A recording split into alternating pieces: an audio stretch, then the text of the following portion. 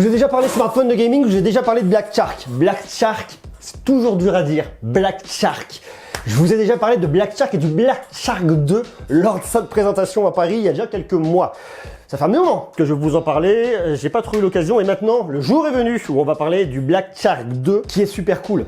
Il est dans cette boîte, normalement parce que moi j'ai déjà ouvert et en plus de ça, il y a deux accessoires qui sont indispensables. C'est ça, des petits contrôleurs que vous allez poser et le tout mis bout à bout vous sort ça. Alors ça, c'est un smartphone mais c'est aussi une console portative et c'est tout l'intérêt de ce produit. On en parle, vous me direz ce que vous en pensez après en commentaire.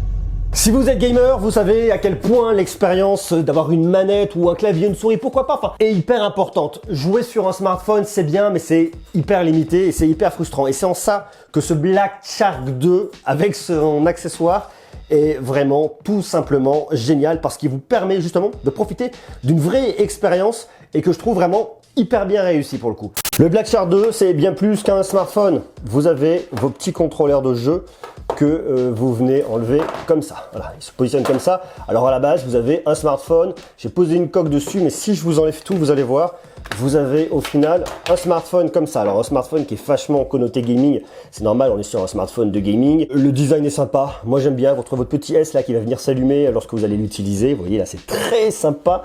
Deux petites caméras là, le bouton là. Alors ce bouton là, vous le connaissez pas, et ce bouton là, il est tout simplement génial. C'est pour entrer dans le mode gaming, qui est vraiment bien. Le bouton pour l'allumer, bien évidemment. Vous retrouvez ici votre prise en USB-C pour le recharger, le micro pour parler, le réglage de volume, le micro pour la réduction de bruit qui est caché derrière, et vous avez un smartphone qui est somme toute assez classique, même si vous ne le voyez pas trop avec aujourd'hui le fond d'écran que vous avez quand même une grande bordure ici avec la caméra, vous avez une grande bordure en bas, vous avez surtout des petits haut-parleurs.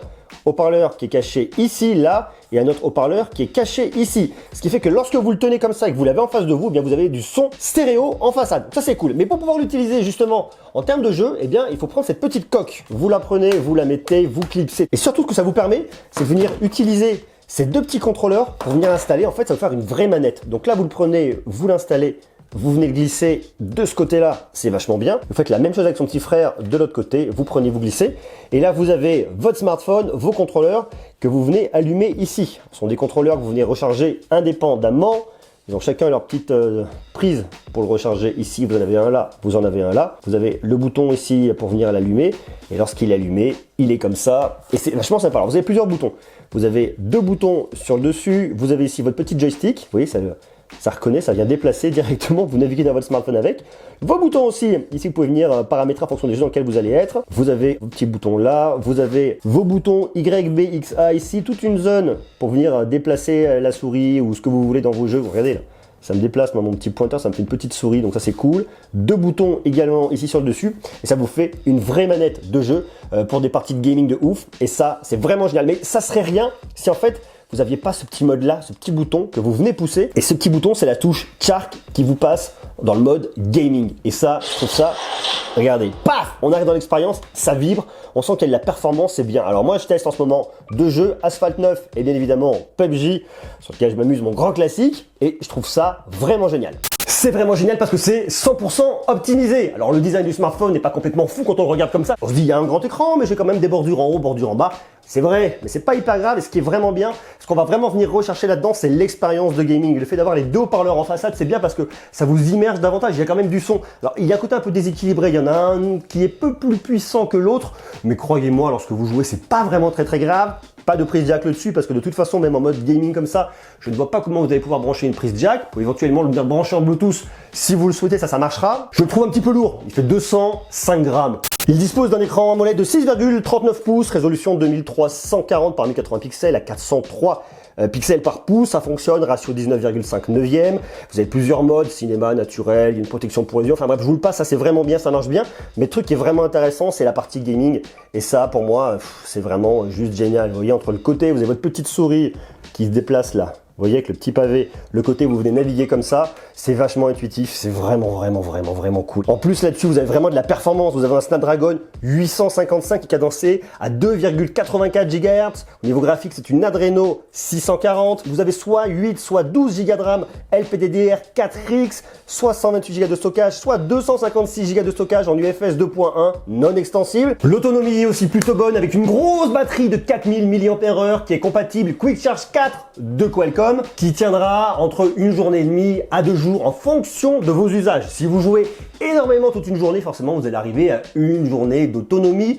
Ça dépend de vous, mais sur un usage, je dirais, où vous allez jouer de temps en temps, vous allez passer des coups de fil, faire plein de choses, voilà, une journée et demie, 2 jours, ça fonctionne, il n'y a pas de souci, ça c'est vachement bien. En plus, un smartphone qui chauffe pas particulièrement. Vous avez un refroidissement liquide multicouche 3.0. Bon, dans l'absolu, ce qu'il faut retenir, c'est que il va pas chauffer énormément. Alors forcément, vous allez sentir quand même un petit peu de chaleur lorsque vous allez faire des parties un peu endiablées, mais il se refroidit assez rapidement, c'est plutôt pas mal. Avant de parler de la partie gaming plus en détail, à savoir que vous avez un petit capteur d'empreinte digitale ici, un capteur optique, qui marche bien mais qui n'est pas non plus du plus rapide. L'OS est un Android 9 Pie qui tourne avec Joy UI, qui marche bien, qui est cool et qui est vraiment optimisé pour la partie gaming. Pour moi, ce qui est le mieux, c'est le mode Shark. Lorsque vous venez pousser le bouton ici, vous arrivez dans un autre monde, c'est le mode Shark. Que vous ayez les petits contrôleurs d'activer ou de pas activer, je trouve ça vachement bien. Vous allez pouvoir avoir votre liste de jeux, vous allez pouvoir venir rajouter des jeux. Lorsque vos contrôleurs sont branchés, vous pouvez retrouver ici, vous voyez le niveau de batterie de l'un et de l'autre.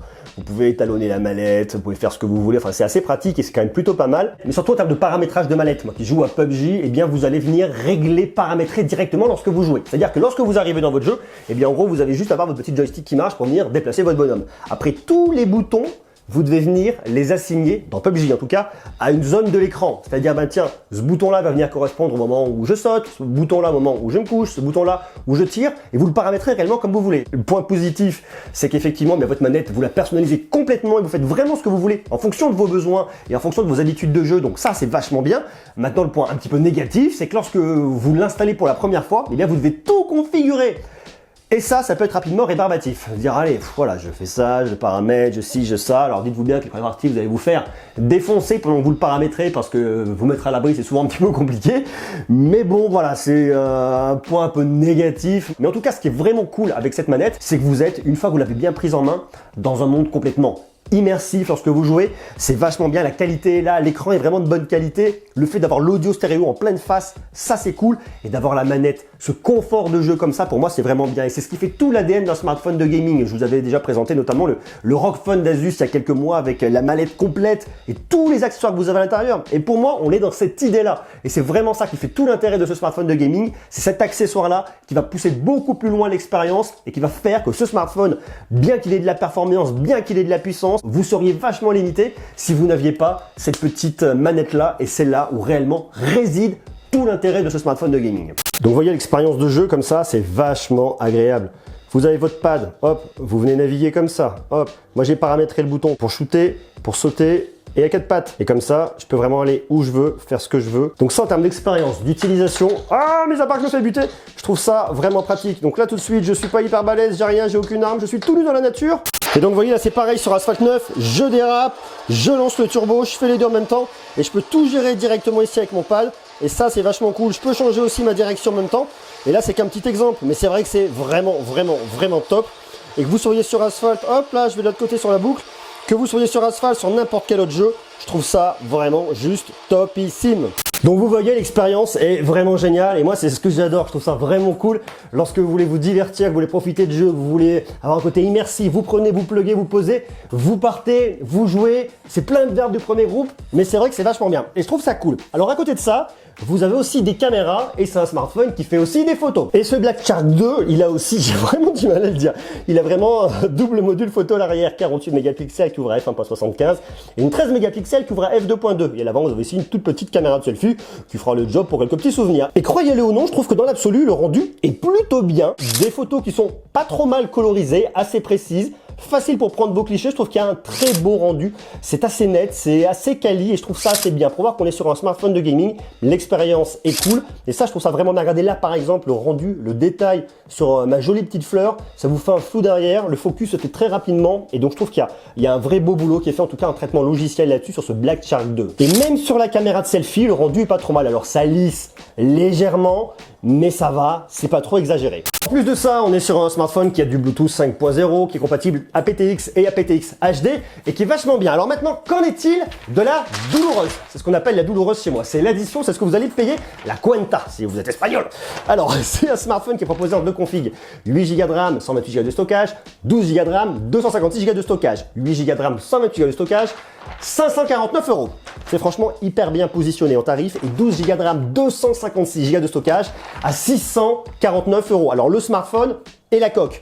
Si par contre vous voulez avoir les petits contrôleurs en plus, ce qui pour moi est complètement indispensable, acheter le smartphone sans ça, pour moi ça ne sert globalement pas à grand chose, vous aurez un truc performant, mais vous allez perdre vraiment en termes d'expérience. Ça coûte 79 €. Donc en gros sur la plus grosse config pour 750 €, vous avez ça complet et ça pour moi c'est vachement bien. Je trouve ça vraiment cool. L'expérience est là, vous avez de la performance, une machine qui est bien et je vous dis ça vous fait une console portative, ça vous fait une Nintendo Switch ou une console que vous pouvez emmener partout avec vous et vous pouvez même téléphoner avec et faire des photos. Donc ça c'est plutôt cool. À vous de me dire ce que vous en pensez en bas en commentaire. Qu'est-ce que vous pensez du Black Shark 2? Est-ce qu'il vous intéresse? Oui, non, quoi, comment? Est-ce que vous le trouvez bien? Vous me marquez tout ça. Quant à moi je donne rendez-vous dès demain, voire peut-être après-demain, c'est l'été, c'est les vacances. Je suis un peu plus cool et surtout je vous emmène dès la semaine prochaine en Corée. On part en Corée, on décolle, on y va ensemble, donc ça c'est cool. Et vous pourrez suivre mon périple plus régulier sur Instagram. Donc ça c'est cool. Je vous embrasse, faites des bisous. À demain, à bientôt, enfin à très bientôt. Je vous embrasse, des bisous, ciao. En tout cas, ciao ciao.